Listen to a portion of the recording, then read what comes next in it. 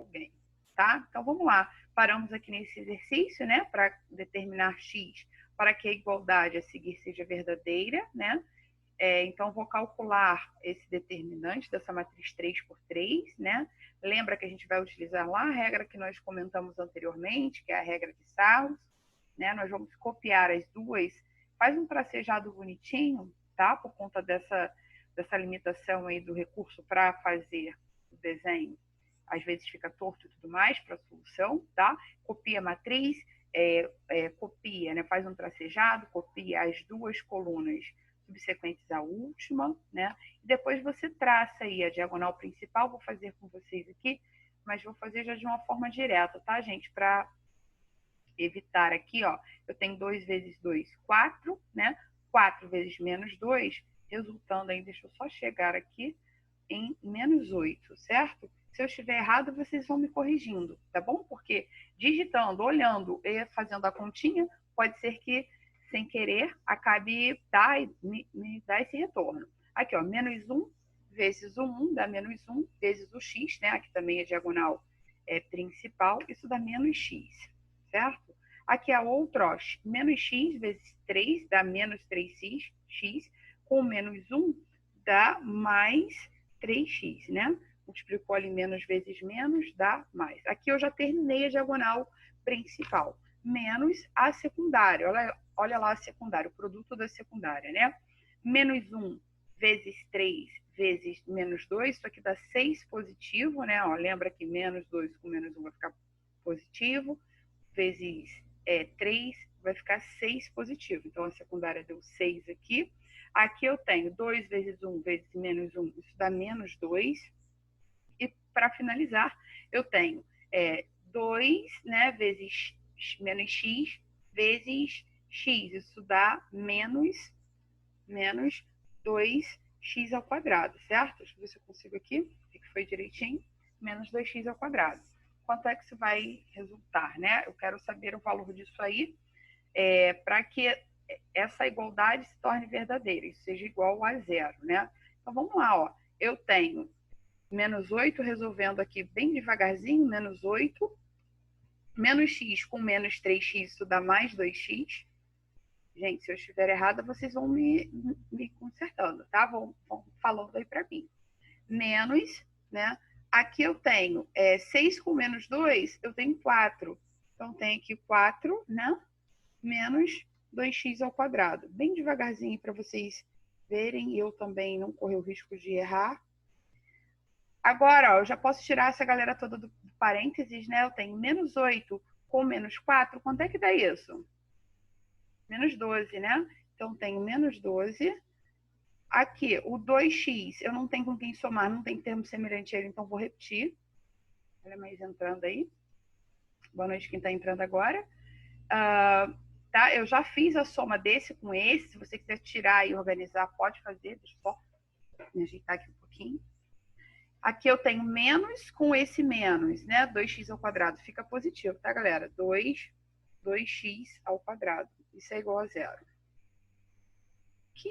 Isso aqui tem a característica de uma equação de segundo grau, né? Eu tenho um termo lá A, deixa eu só arrumar para ficar bonitinho. 2x ao quadrado, certo? Mais 2x menos 12, isso é igual a zero. É claro que você vai resolver essa equação de segundo grau, vai encontrar lá duas raízes, né? Aqui, para a solução, você escolhe só um produto, Bhaskara. Você pode até dividir os elementos por 2, tá? A fim de tornar essa equação mais simples. Reparem que todos os elementos dessa equação são divisíveis por 2, tá? E aí você vai ter lá x1 e x2, a fim de que torne essa igualdade matricial verdadeira, tá? Quando você fizer a substituição, o resultante do determinante dessa matriz tem que ser igual a zero, tá bom? Então, ó, fizemos aqui, alguém quer perguntar, gente, antes de eu apagar? Porque para eu passar o slide, eu tenho que apagar tudo isso aqui, senão quando eu passo, fica lá marcadinho. Não esquece que aqui, gente, você vai adotar aqui, ó, a equação de segundo grau, tá? Adota aí a metodologia que você acha melhor. Bhaskara, né? Soma e produto. Daí você vai encontrar a solução, tá? De x que vai tornar essa igualdade aí verdadeira, tá certo? Então, como ninguém falou nada, beijo e tchau para todos esses elementos aqui. Tchau para todo mundo. Deixa eu voltar aqui para a situação da tela. Vamos lá, então. Olha aqui o que eu disse para vocês. A gente aplica algumas dessas situações de determinante e de matriz determinante, basicamente de determinante, em situações de geometria analítica, né? E eu consigo, através de uma fórmula... Oi? A senhora pode voltar a questão, por favor? Que eu não entendi aquele 2x ao quadrado. Voltando aqui. Deixa eu ver se eu consigo desfazer para você ver. Só um instantinho. Acho que eu consigo sim. Opa, lá, graças a Deus. Ó, vamos lá. Aqui que você não entendeu. Ó, essa diagonal secundária aqui. X vezes x dá x ao quadrado, né? Só que sendo que é menos. Vezes 2. Então, é menos 2x ao quadrado. Ó, menos 2x ao quadrado. Sim. Obrigado. Foi agora? Beleza, então. Gente, posso apagar novamente? Então, vou lá, hein? Apaguei. Tá? Depois, não esquece aqui de alinhar os termos semelhantes, tá? Esse opera com esse, o 2x não opera com ninguém, porque não tem termo semelhante. Cuidado aqui com menos 2x, vai ficar mais 2x, tá? Então, toma cuidado aí quando você for fazer as operações. Então, apagando todo mundo. Tchau. Beleza, deixa eu voltar aqui. Muito bem. Como eu havia dito, né, existe uma fórmula para a gente calcular a área de um triângulo conhecendo as coordenadas cartesianas do seu vértice. O que eu estou querendo dizer é o seguinte, quando eu tenho um triângulo lá, normalmente isso num plano cartesiano, né, eu conheço seus vértices, seus pontos, né, eu consigo, através da área, dessa fórmula de área do triângulo, né, através do cálculo de determinantes de matrizes, determinar a sua área. Deixa eu só dar uma olhadinha aqui no bate-papo. Ok, deixa eu responder aqui. Ok. Gente, é muito estranho essa questão de o aluno não pode falar, assim, fala por mensagem, é estranho demais para mim. Eu ainda estou em período de adaptação. Mas, sempre, né? O professor vai se adaptando ao longo da vida. Então, vamos lá. E alunos também, é claro. É tudo muito novo. Então, aqui, ó, dado um triângulo RST com as coordenadas cartesianas dos vértices. Então, tenho lá a coordenada do vértice do triângulo, um número qualquer, um ponto qualquer, e o outro vértice também. Então, pode-se calcular sua área por meio da fórmula. Aqui, ó, a área desse triângulo é igual a meio, isso é uma fórmula, tá?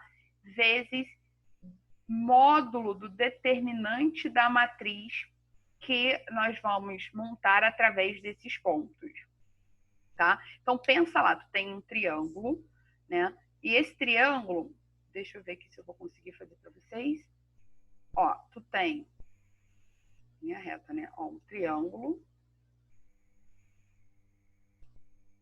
E desse triângulo eu conheço os vértices. Eu não tenho bolinha aqui, mas tudo bem. Aqui, ó, eu conheço esse ponto aqui, eu conheço esse ponto aqui. Opa, sem querer eu passei. E eu conheço esse ponto aqui, os seus vértices, né? Vamos supor que aqui, ó, eu vou utilizar esses pontos que ele me trouxe aqui, tá? Aqui, o ponto R. Vou botar o texto aqui para vocês verem. Ponto R. Olha lá, o ponto R aqui, que é o menos 2. Opa, foi erradinho. Menos 2, está lá embaixo isso, tá, gente? Essa informação. Com 2, né? E aqui eu tenho o ponto S e aqui eu tenho o ponto T. Isso aqui é um exemplo, tá, galera? É um exemplo aleatório. Poderíamos ter qualquer triângulo com qualquer vértice, quaisquer vértices, né? Quaisquer pontos. No exemplo, ele deu o ponto S, 4 e 3. Ficou aqui um pouquinho fora. E aqui eu tenho, para finalizar, o último vértice, aqui, com os pontos. Ponto T com o ponto ficou fora aí, gente, mas por conta daquilo que eu falei, que os recursos são tanto quanto limitados, tá? Então, lá tem o ponto RST, então tá aqui Como é que eu calculo a área desse triângulo? Tá? Conhecendo as coordenadas cartesianas dos vértices. Nós vamos montar a matriz com esses pontos. Então, você coloca ela na ordem. Menos 2 e 2 vai entrar aqui. Depois, 4 e 3 vai entrar aqui. Depois, 5 e menos 3. Como é que eu calculo o determinante dessa matriz, que é 3 por 2? Eu tenho 3 linhas, né, 2 colunas. Após a última coluna, para eu aplicar lá a regra de Sarros, eu completo por elementos 1.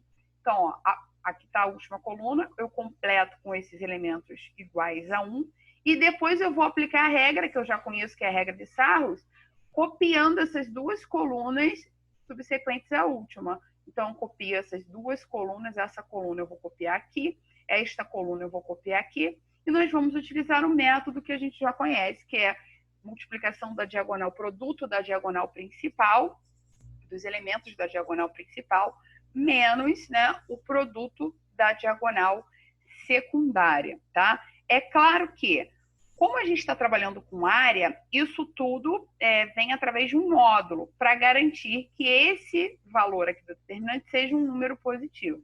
Então, você tem como cálculo para a área desse triângulo, de novo, com coordenadas cartesianas dos vértices, meio a metade do cálculo do resultado do cálculo do seu determinante. Caraca, não entendi, foi nada, é muita informação aí. Deixa eu apagar aqui esse triângulo, porque se eu não apago, quando eu passo, fica lá, marcadinho. Vamos ver se ele traz aqui um exemplo prático pra gente, tá? Então, vamos lá. Ai, não trouxe. Eu esqueci de botar, não. Na verdade, eu ia construir isso com vocês, mas basicamente é isso, gente. Você vai organizar aqui o menos 2 e o 2, o 4 e o 3, tá? Exatamente nesta ordem. Depois o 5 e o menos 3, completa com 1, copia as duas colunas, traça a diagonal principal, né, o produto, depois traça a secundária, menos o produto dessa secundária, calcula o seu determinante, e a área desse triângulo você vai conseguir determinar através dessa fórmula. É claro que quando nós estivermos estudando lá um pouco da parte de geometria analítica, nós vamos ver essa fórmula mais uma vez, só para você lembrar onde que ela é aplicada, tá? E ver também que tem aplicações em outras situações. O Enem, especificamente, ela associa a matriz a tabelas, a situações do dia a dia, né? Essa matriz, ele pega o gancho da tabelação e faz essa associação, né, com a questão. E é claro que dentro disso, desse estudo de matrizes, gente, tem as equações lineares. Como eu havia dito, o Enem trabalha com tabela, né, organização de tabelas e tudo mais. Mas essas equações lineares, para a gente aplicar em sistemas lineares, cabe também a resolução de matrizes. Não é à toa que no livro didático, né, ou na apostila, vem exatamente nessa ordem. Matrizes, determinantes, equações lineares, para vocês saberem o que é uma equação, e depois sistemas lineares. Claro que esses sistemas lineares vêm desde o início do estudo de sistemas, aquele mesmo sistema que a gente já até fez uma resolução aqui, onde resolvemos através do sistema, tá? A gente começa com um sistema simples e um método de resolução que a gente já conhece, para depois expandir isso e fazer associação com uma matriz. Mas primeiro vamos conhecer o que é uma equação linear, que são equações lineares. É toda equação que pode ser escrita lá, ó, com letras e números. A gente tem coeficientes, incógnitas, né? E claro que a gente tem lá um termo independente também, tá? Quando o termo independente é nulo, a equação linear a gente chama de homogênea, ou seja, quando ela é igual a zero, nós chamamos de homogênea. Mas para exemplificar, tá lá, ó, letra com número, tá vendo? Letra igual a um termo independente qualquer, que é chamado aqui de 7. X menos meio número de W igual a 3, e assim vai, tá, gente? Igual a zero a gente chama de homogêneo, mas essas são as equações que nós já estamos acostumados a lidar, não tem algo novo. Só tem uma mistureba um pouco maior de letras. tá? Então, ó, exemplos de equações não lineares, tá? Aqui eu tenho de equação não linear x ao quadrado mais 3y menos z igual a 7. Apresenta uma incógnita com expoente diferente de 1. Então, aqui, ó. Aqui é uma característica de equação do segundo grau, né? Aqui, ó, apresenta incógnita no denominador, eu não posso ter, tá? Não é equação linear. E aqui, ó, apresenta um termo com mais de uma incógnita, tá vendo? Eu tenho mais de uma incógnita aqui, ó. Eu não posso ter isso para caracterizar uma equação linear. Como é que a gente traça a solução da equação linear? Por exemplo, para eu dizer se o par ordenado é a solução de uma equação, é bem fácil. Esse par ordenado é composto de elementos que nós marcamos lá no eixo das abscissas e o eixo das ordenadas. Para quem não lembra, esse cara aqui nós apontamos em X, né? Eixo deitado. E esse cara aqui lá no plano cartesiano, tá, gente? No eixo Y, certo? A gente marca no eixo Y, a gente faz lá um tracejadinho e o pontinho de encontro entre esses dois pontos é o nosso ponto que caracteriza o nosso par ordenado. Para verificar se é a solução desta equação linear, por exemplo, basta a gente fazer a substituição desses números aqui na equação. Lembra que esse representa o x e esse representa o y. Então, 3 vezes menos 3 vezes 3, que é o x, 5 vezes 2, que é o y. Estou encaixando o 5 aqui no y.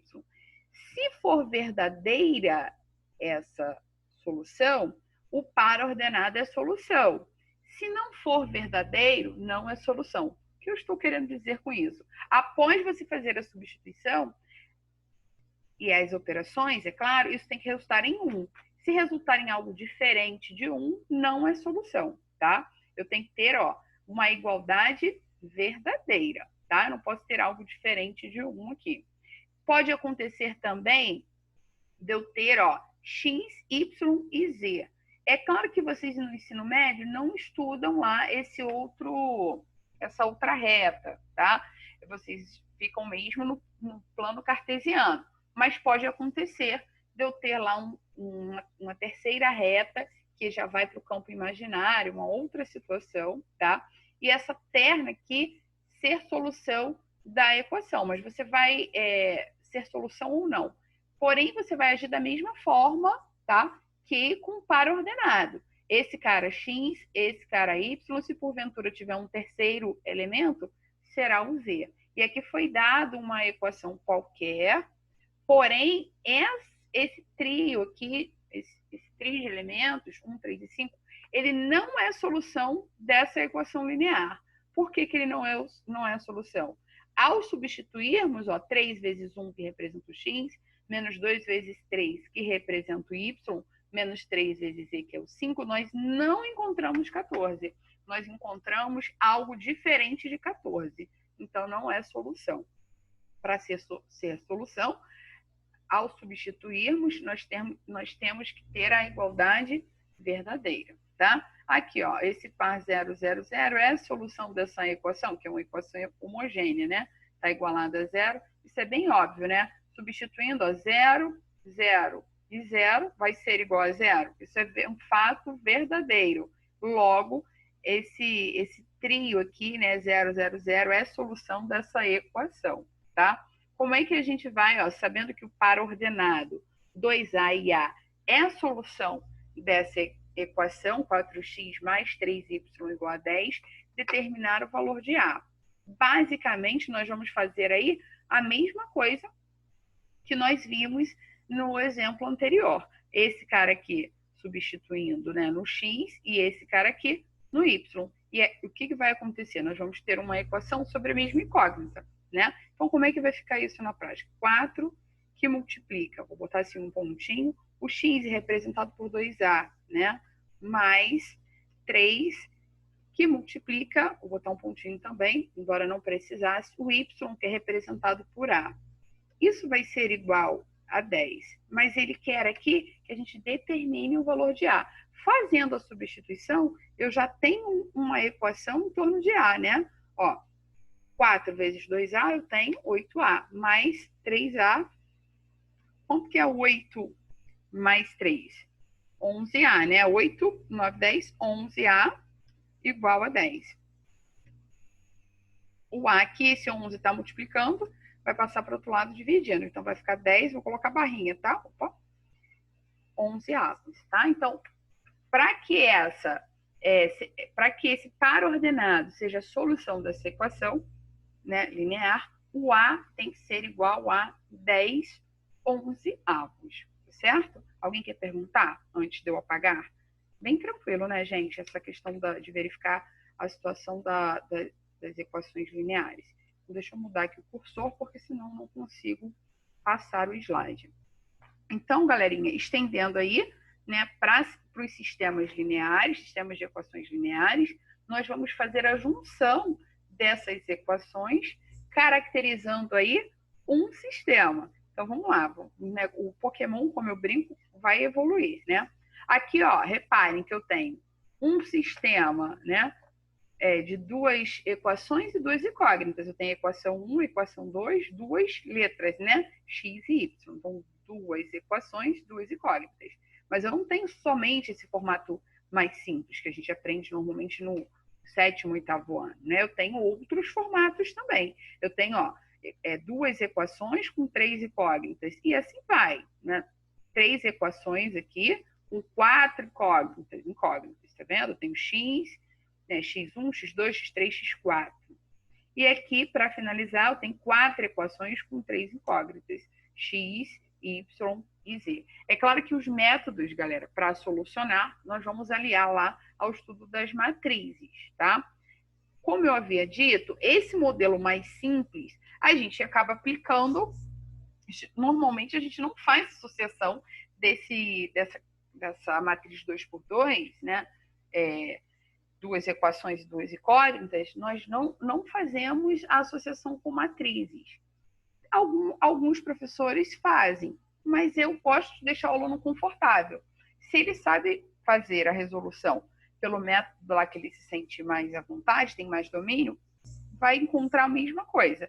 Aqui ele só vai ter um trabalho a mais para transformar isso em uma matriz, calcular o determinante, tirar aí o termo independente, colocar no lugar da incógnita, dá um pouco mais de trabalho.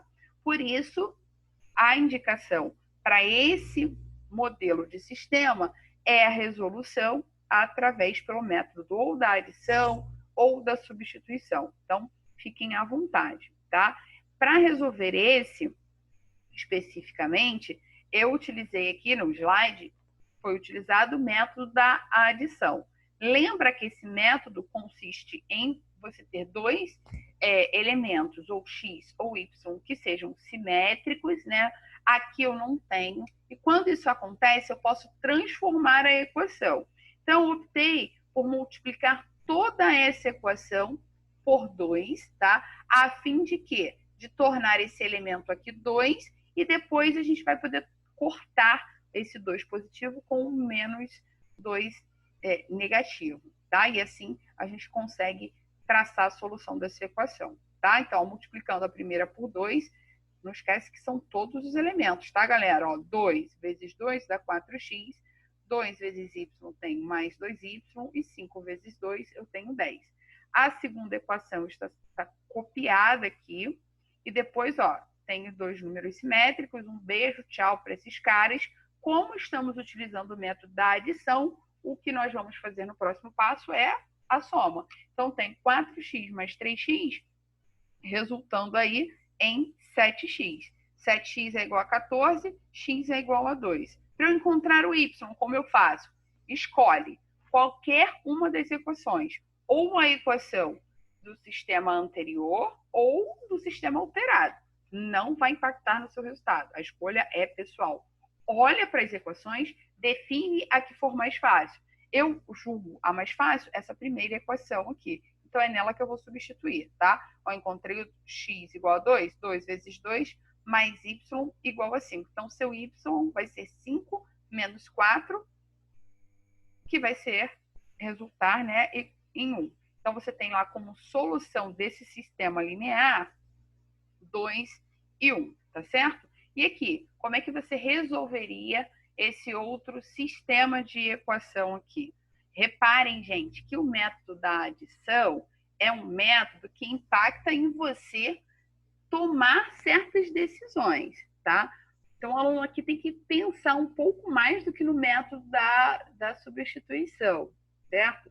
Mas eu vou fazer esse por um método diferente, que é o método da substituição, só para que vocês, para quem não lembra, né, do método da substituição, possa lembrar também e, se caso sinta mais confortável, possa utilizá-lo, tá? O método da substituição, como o próprio nome já diz, consiste em você isolar uma letra, né, e fazer a substituição. Eu tenho uma primeira equação, que aqui está representado por 1, e a segunda equação. Na primeira equação, eu vou escolher isolar o termo x. Vou dizer que x é igual a 12 menos 4y. Isolar, galera, é deixar o termo sozinho no primeiro membro, tá? Como eu tenho uma letra aqui sozinha, né, que é só o x, fica mais fácil de eu resolver pelo método da substituição. Nada impede de eu fazer pelo método da adição também não, tá, galera? Fica à vontade. Eu defini aqui que o x é 12 menos 4y. Só que aqui eu não posso traçar a solução ainda, né? Então, o que nós vamos fazer? Nós vamos, na segunda equação, no lugar do x, escrever 12 menos 4y. Como é que vai ficar isso? 5, o x não é 12 menos 4y, que eu acabei de definir ali na equação 1, e o resto a gente copia, mais 2y, isso é igual a 24, tá certo?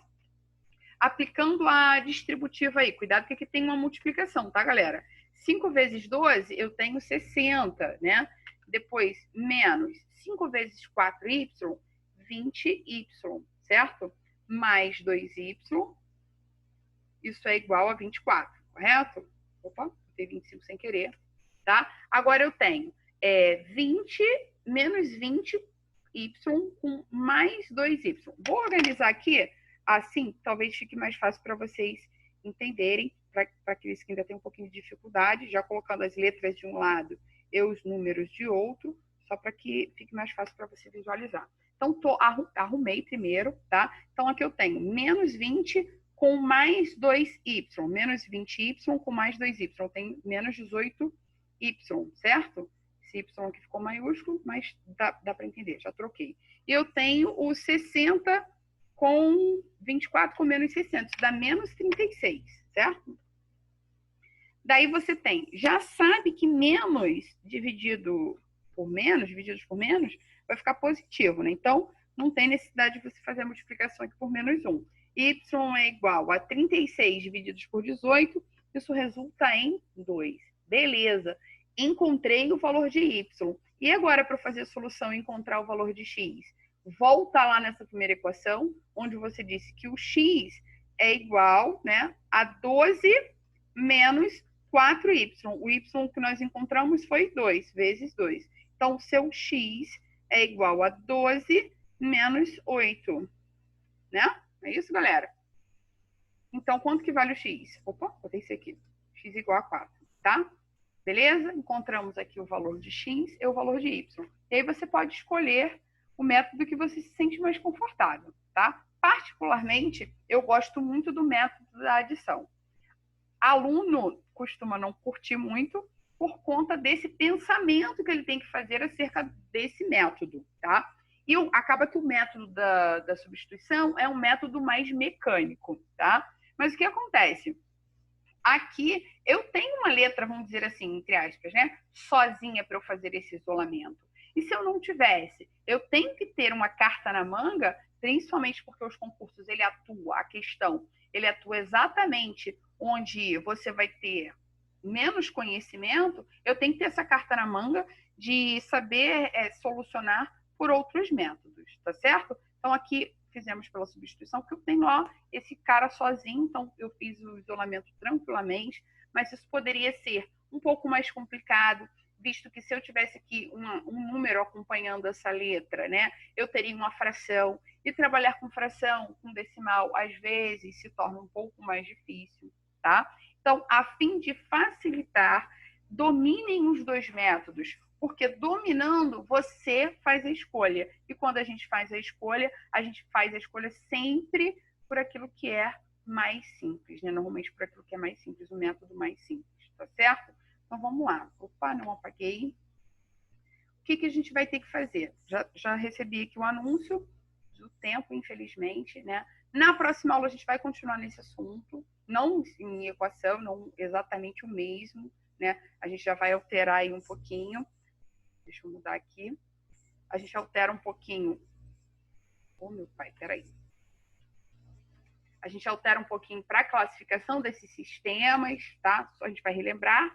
E a gente vai seguir na matéria para a aplicação disso nas matrizes. Tá certo, galera? E, é claro, partir para uns exercícios num nível de Pokémon mais avançado, que ficar nesses exercíciozinhos fáceis não combinam com vocês, tá? Não combinam com a galera de pré-veste, tá certo? No mais, gente, se cuidem, fiquem com Deus, tentem manter o isolamento, é difícil, embora as regras já tenham flexibilizado um pouco mais, né?